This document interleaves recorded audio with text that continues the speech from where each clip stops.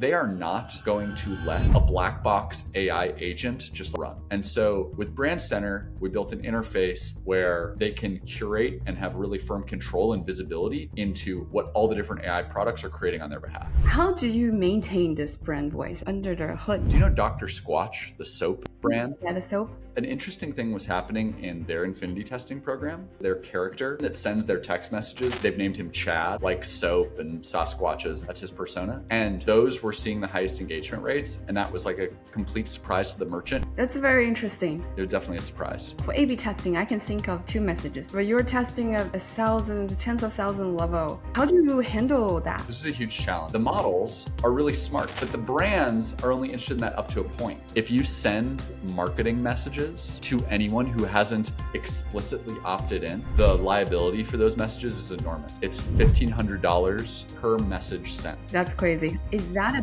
benefit for the store owners to use Postscript because you actually have that baked in your conversation engine? It's an enormous benefit. We've had millions and millions of manual sales conversations previously.